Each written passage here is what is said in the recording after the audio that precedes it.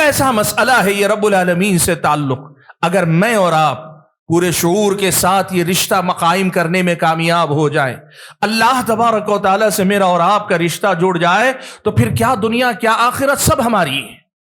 آپ جانتے ہیں ہم سب ایمان کے درجے میں تو مانتے ہیں کس کے ہاتھ میں سب کچھ ہے، دنیا اور دنیا کی ہر چیز کس کے ہاتھ میں، کون ان سب چیزوں کا مالک، کس کا اختیار پوری دنیا پہ چلتا ہے؟ اللہ تعالیٰ۔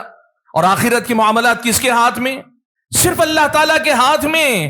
اور جب ہم اور آپ اللہ تعالیٰ کے ہو جائیں گے، اللہ تعالیٰ سے جڑ جائیں گے، ہمیں ہماری دنیا میں کیا چاہیے، ہمارے اپنی آخرت میں ہمیں کیا چاہیے؟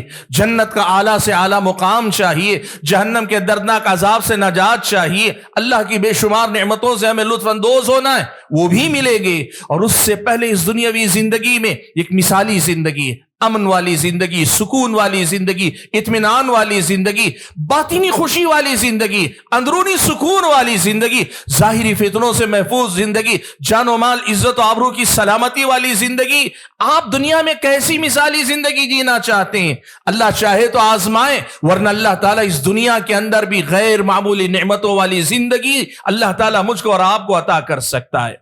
ہم وہ نادان ہیں جو جانتے ہیں کہ ہمارے سارے مسائل کا حل اللہ تعالیٰ سے تعلق میں ہے، لیکن پھر بھی ہم اور آپ رب سے ہمارے تعلق کی مضبوطی پر کما حقہ توجہ نہیں دے پاتے۔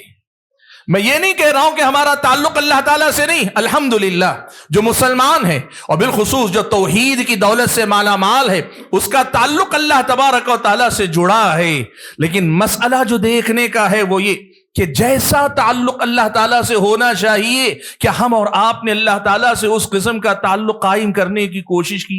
کیا واقعی معنوں میں ہمارے اور آپ کے دلوں کا رشتہ رب العالمین سے اتنا گہرا رشتہ ہے جیسا رشتہ اللہ کے نبی نے اپنے صحابہ کو سکھایا، صحابہ کی جس رشتے پہ تربیت فرمائی، تابعین تبع تابعین نے جیسا اپنی زندگی میں رشتہ قائم رکھا؟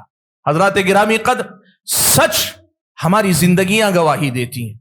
اگر ہمارا رشتہ واقعی معنوں میں اللہ سے ویسا گہرا ہوتا نا، تو آپ یقین کیجئے ہماری زندگیوں کا یہ حال نہ ہوتا جو ہم اور آپ دیکھ رہے ہیں۔ ہے تعلق، میں نے کہا نا الحمدللہ، وہ بہت سارے جو باغی ہیں، کفر پہ جی رہے ہیں، شرک پہ جی رہے ہیں، وہ بہت سارے جو کلمہ پڑھنے کے بعد بھی غیر اللہ کے آستانوں، پیروں، فقیروں کے ساتھ جڑے، ان کی زندگی میں تو ہے بربادی، لیکن میں بات کر رہا ہوں ہماری اپنی زندگی۔ الحمدللہ اللہ نے ان سب سے تو بچا کے رکھا، لیکن اللہ سے جتنا گہرا رشتہ، جیسی محبت کا رشتہ، جیسے خوف کا رشتہ، جیسے امید رجا کا رشتہ اللہ تعالیٰ سے ہمارا اور آپ کا ہونا چاہیے، وہ رشتہ ہم قائم نہیں کر پا رہے۔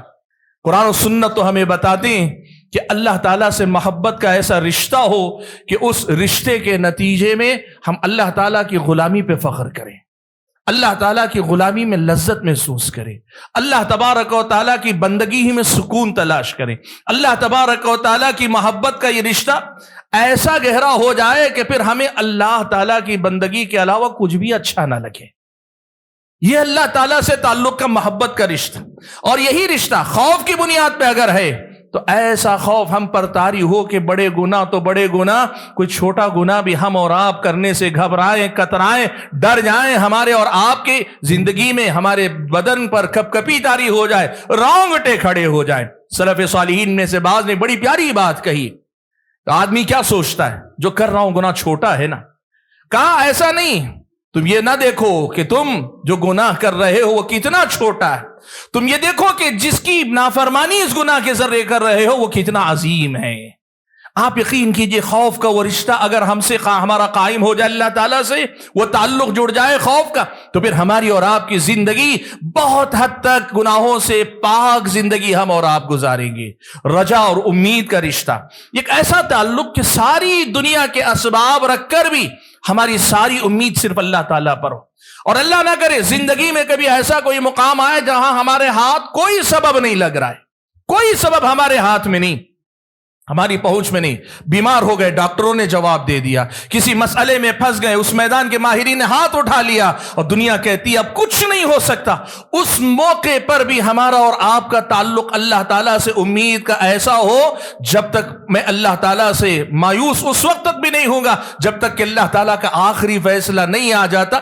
یہ جو امید کا تعلق ہے یہ اصل میں تعلق ہے اللہ تعالیٰ کا۔ حضرات گرامی قدر، माफ कीजिएगा, न मोहब्बत का रिश्ता पूरा है, न खौफ का रिश्ता गहरा है, न उम्मीद का रिश्ता ही मेरी और आपकी जिंदगी में वैसा है जैसा होना चाहिए। ये एक ऐसा मैदान है जिस पर सुबह शाम मुझको और आपको मेहनत करने की जरूरत है। ये सफर है, एक झटके में नहीं तय होगा।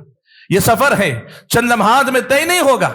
ये लंबा सफर है, इसमें जिहाद करना पड़ेगा, अपने आप से जिहाद, अपने हालात से जिहाद, अपने नफ्स से जिहाद, बहुत सारी चीजों से लड़कर हमें अल्लाह ताला के करीब जाना होगा, तकर्रुब इलाही की फिक्र करनी होगी, अल्लाह ताला से ताल्लुक जोड़ने की कोशिश करनी होगी।